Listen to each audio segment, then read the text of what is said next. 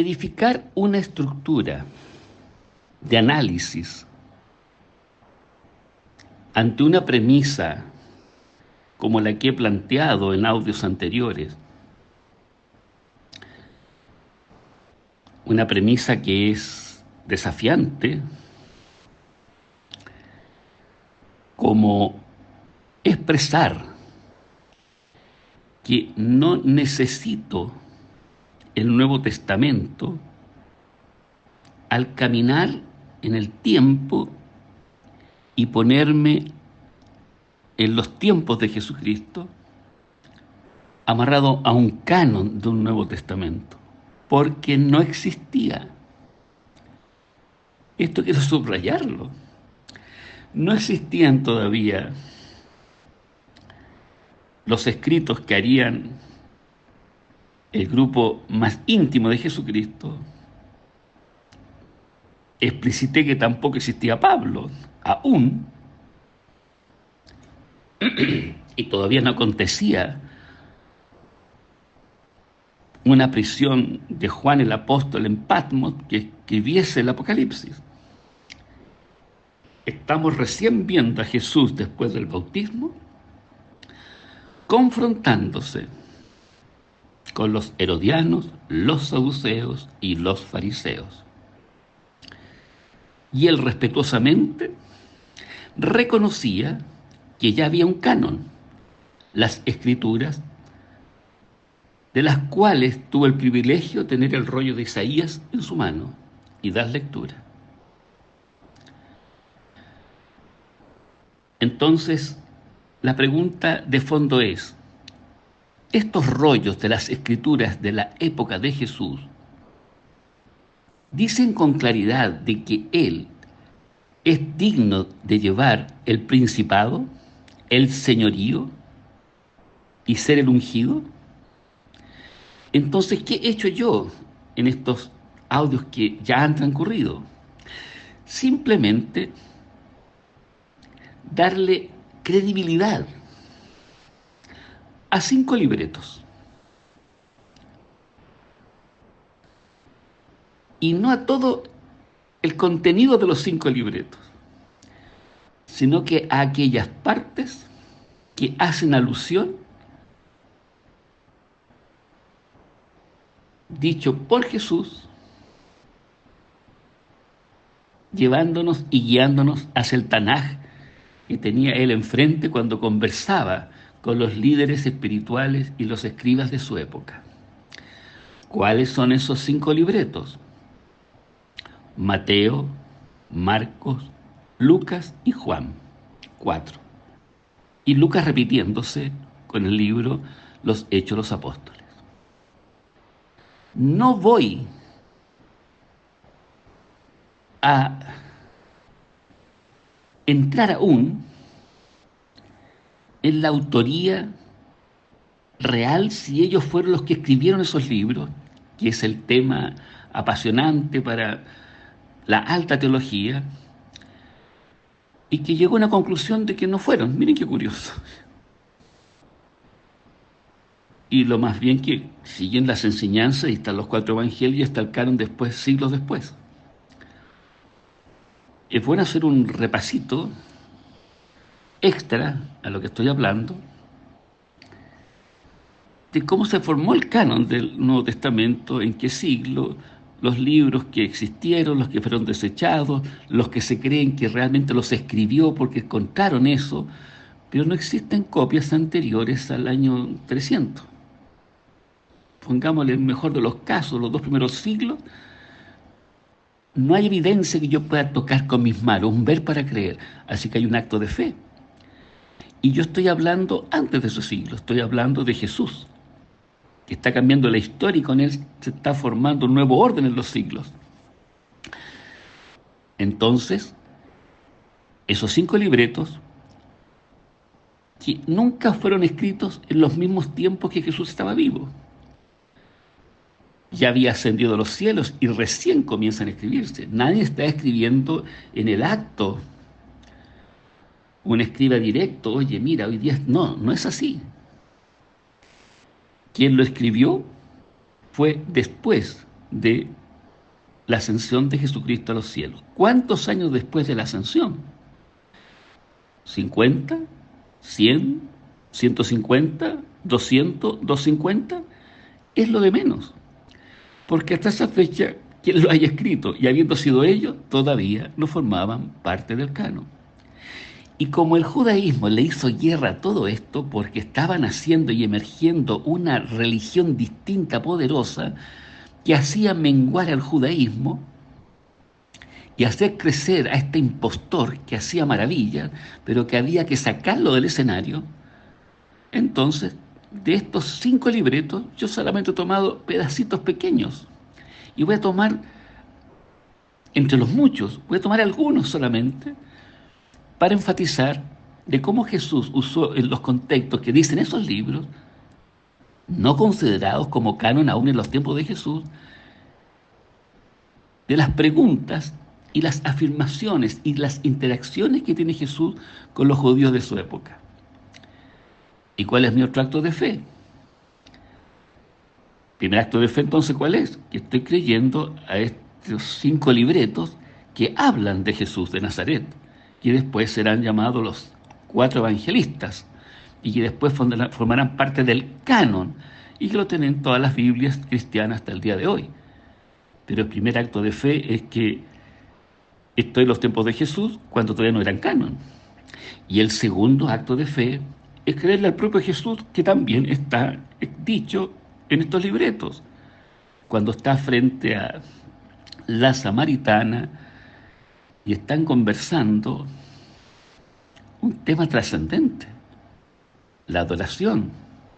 Señor, nuestros padres dicen que se debe adorar aquí, en el monte de Efraín, en donde se encuentra el pozo de Jacob.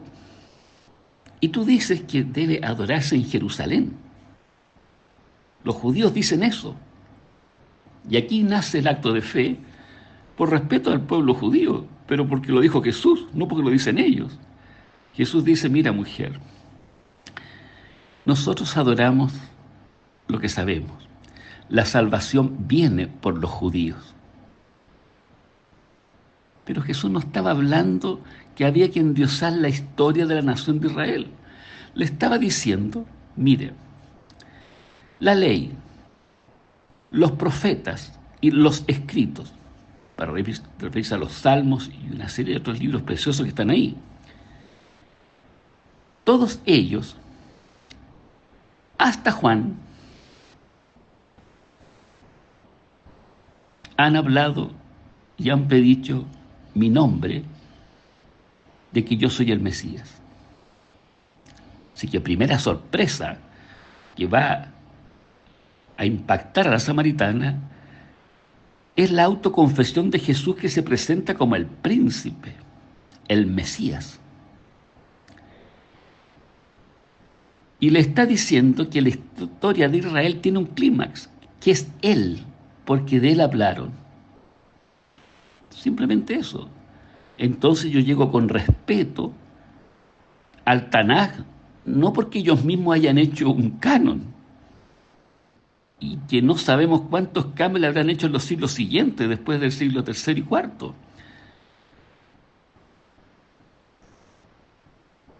En las series siguientes que hablé en la introducción, hablaré mucho de esto. Solamente ahora puedo decir que gracias a Jesús me voy a acercar al Tanaj, porque Él me dice, mire, y lo dirá después Pablo, que el judío de mucho aprovecha, porque el Señor les confió la palabra. Por supuesto que la contradicción más grande es que, teniendo la palabra, no conocen al que les dio la palabra y lo crucifican. El Talmud hace ver a Jesús como un impostor, como un farsante. Entonces, la primera gran lucha que existe en esta religión que viene por mucho tiempo, y esta nueva que están haciendo con el título de cristianismo, una secta entre paréntesis, vista por las autoridades, es muy efervescente. Entonces, cuando empezamos hoy día, después de muchos siglos, a cuestionarnos cuál traducción y cuál canon, y si eso está impidiendo que yo vaya directo al centro y vaya a estos libretos cuando todavía no eran considerados canon, y me espacie por un momento en lo que fueron esos diálogos para que conducidos por las manos de Jesús y con la intencionalidad de salvación de Jesús, pasé por los escritos que él cita. Y de allí que yo haya tomado una parte de Mateo, capítulo 22, para ver el diálogo que tuvo con los herodianos, saduceos y fariseos. Y luego tomar a Lucas y ver el diálogo que tuvo Jesús con sus cohabitantes de Nazaret de Galilea. Era su tierra.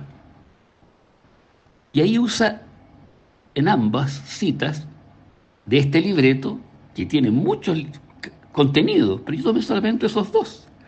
Un pedacito de Lucas 4 y un pedacito de Mateo capítulo 22, para exaltar de que el propio Jesús los lleva, los orienta, para decir, saben, estudien un poquito más su Tanaj, porque en Salmos 110:1, en Isaías 61, está hablando de mí. Es todo lo que he hecho. Y cuando habla de Isaías 61, le hace un paseíto por Primero de Reyes, Segundo de Reyes, que también estaban en el Tanaj, para decirles una obra semejante. Ustedes verán que acompañan a mis palabras, que acreditan, que son la evidencia que yo soy el que dice Isaías 61. Luego dije que a través de ese concepto, que ya es revolucionario, y él llegó a eso sin todavía tener un canon del Nuevo Testamento. Así que si él logró hacer eso, ¿por qué yo no sigo mejor sus pisadas? Cuando me preguntan esto de en su voz, caminando entre sueños, visiones, imágenes, cuernos, bestias, cabezas, ángeles, jotas y tildes, simplemente me refiero a esto. Estoy comenzando una caminata, aproximándome por la fe, lo más cercano, con unas pequeñas frases de cómo Jesús me dice que debo tener en cuenta cuando yo analizo el Tanaj por este acto de fe que él mismo me dice que los oiga, pero que no me quede trabado con la historia nacional de Israel, porque ellos tienen un tiempo en el cual dejan de ser. Dios los ama. Suena fuerte lo que estoy diciendo. Lo fundamentaré cuando entremos de lleno al profeta Daniel. Había un tiempo para Israel, porque después continúa el bautismo del propio Jesús, que ya ungido, la voz del cielo dice, este es mi Hijo amado a quien tomo contentamiento, a él oíd. Y hasta ese momento todavía no se escribía el canon. Entonces, tener presente de que ya en los tiempos de Jesús, el único canon que podría haberle hecho competencia al canon de los judíos de Jerusalén es lo que se llamaría la traducción del Antiguo Testamento o del Tanaj al griego por un deseo de un rey griego, Ptolomeo II, y que hay todo un historial que algunos la creen, otros no la creen, pero la única cosa cierta es que allá en Alejandría llegó una traducción del Tanaj con algunos agregados. El solo hecho que existan esos agregados, para los judíos que estaban allá en la zona de Alejandría, que no eran pocos, estaban felices. Ya la helenización estaba dando frutos, así que el griego ya era un lenguaje que es del lenguaje común, y sobre todo para los que están viviendo allá en Alejandría. Pero ahí está la simiente o la progenie de un segundo canon, Porque si usted le agrega 7 libros y unos espacios a otros 2 libros que tenía el Tanaj, y que a su vez los judíos de Jerusalén lo tienen en su biblioteca, pero no con el carácter de canon. Entonces aquí ya comienza la guerra de los cánones. Comienza la guerra de las traducciones, de las interpretaciones, de la jota y de la tilde. Y los judíos fieles y celosos dicen que ellos son el formato original, lo otro es una vulgar copia. El tema está que esa otra copia, que está en griego, cuando comienza ya la obra del Espíritu Santo en los cristianos primeros, partiendo por los apóstoles, los escritos que van saliendo son en griego, fruto de la helenización de la zona.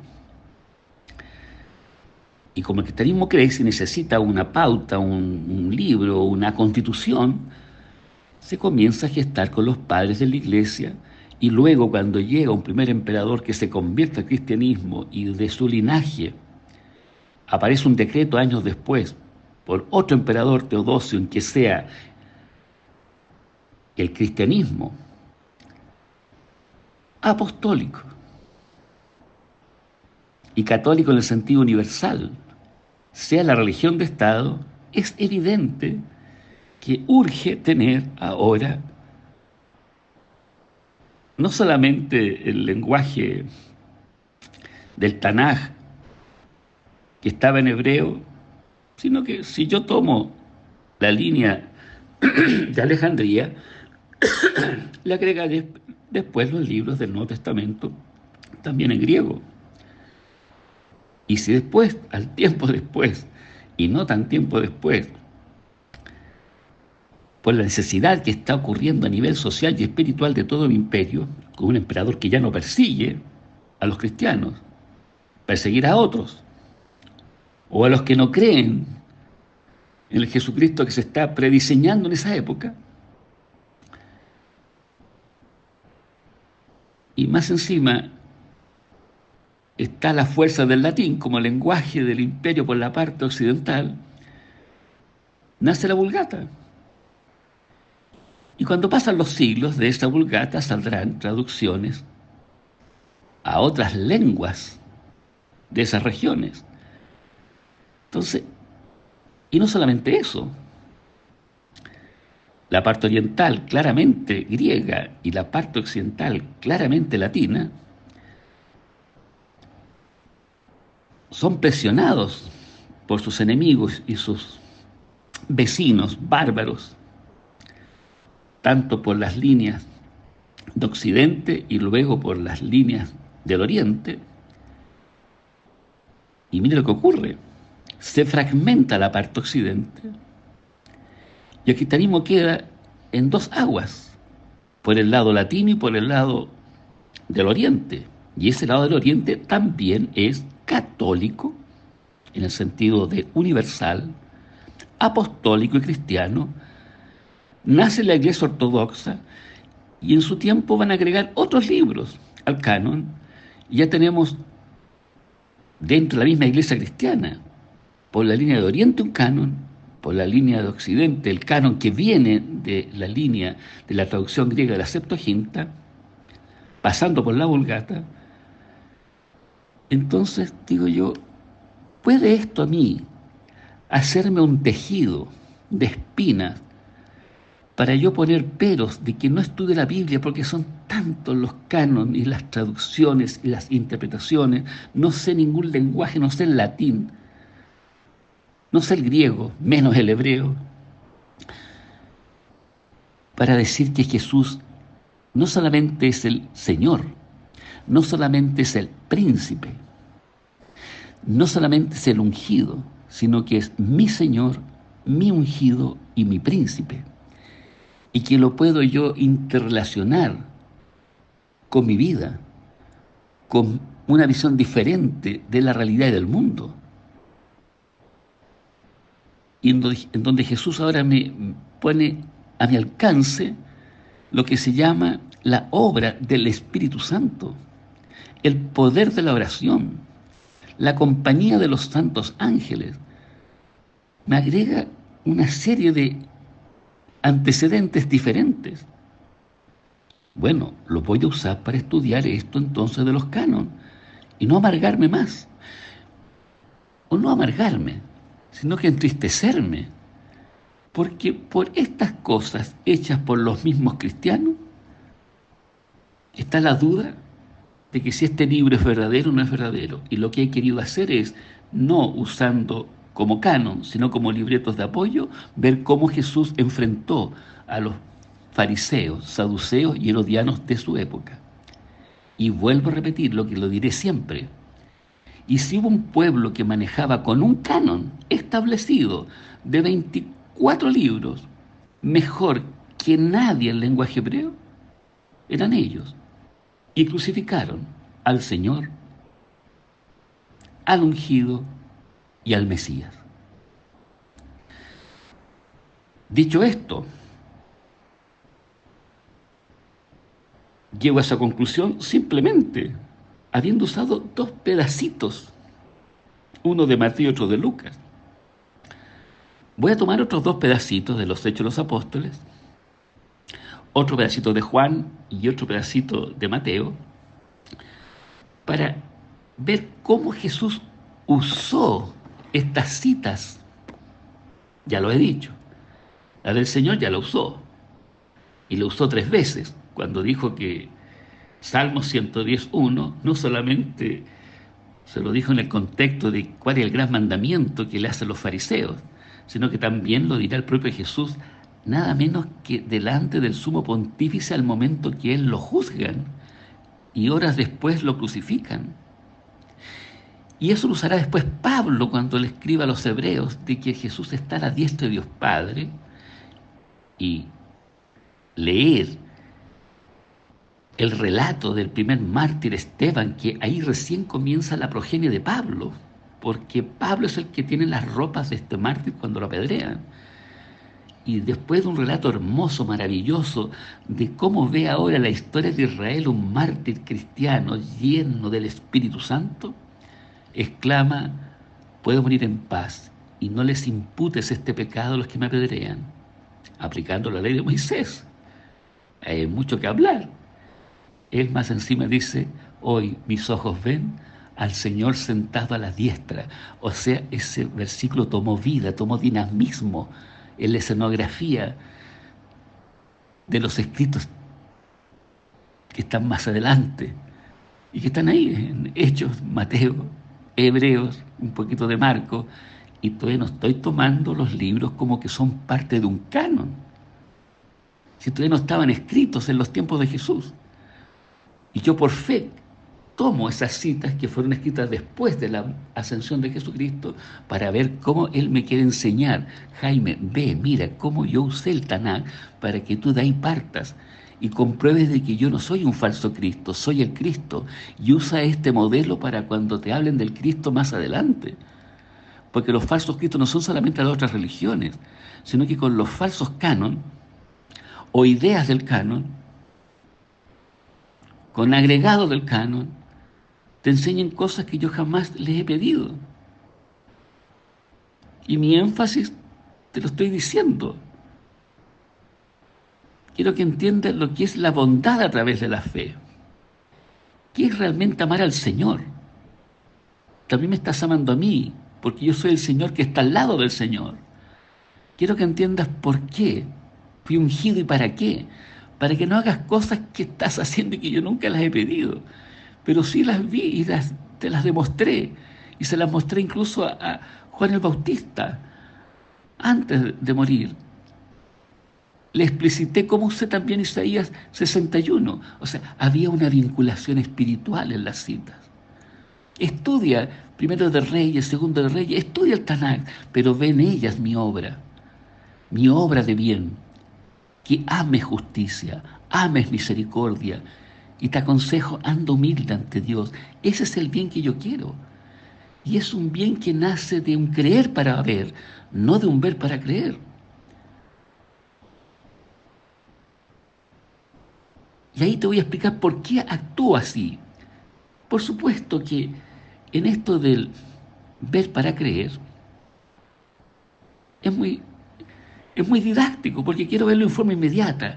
Yo no, aquí no quiero esperar, ahí no se desarrolla la esperanza, porque el tiempo de la esperanza es cero. Yo quiero ver en el acto y me demuéstreme en el acto.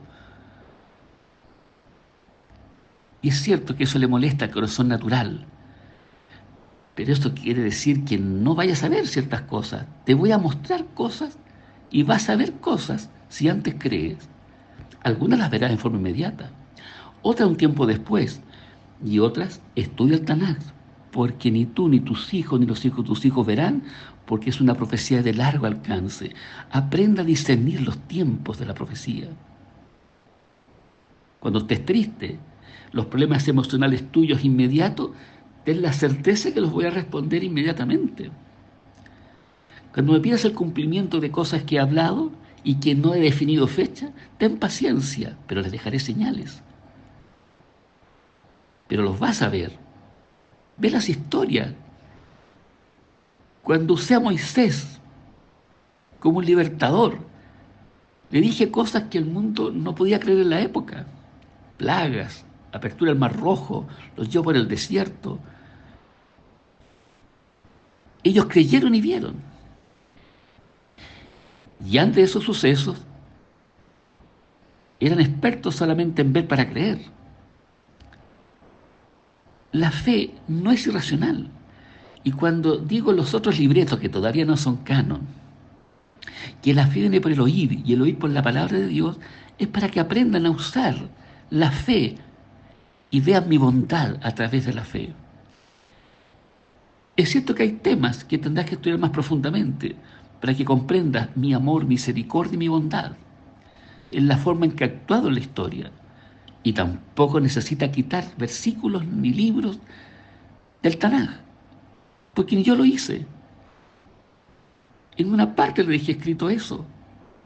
Al contrario, le dije a Isaías que de este pueblo que tendría un tiempo nacería un remanente. Y es el que me estará esperando con los que van a ir anexándose después de la predicación partiendo de Jerusalén hasta el fin del mundo. Y que es el Evangelio del Reino. Así que no te enredes con el canon. Céntrate en el canon del Tanaj y céntrate en aquello que yo hablé de ese Tanaj, de cómo lo usé. Y cuando digo nunca habéis leído lo que el profeta dijo en el Espíritu o el salmista dijo en el Espíritu, estoy diciendo algo muy importante, porque ahí parte de mi biografía. No son muchas las citas, pero manéjalas bien. No necesitas canon para decir que yo soy el Señor. Anda al Tanaj, estudia con ellos, que yo abriré tu mente y te daré luz para decir que yo soy el personaje principal del Tanaj.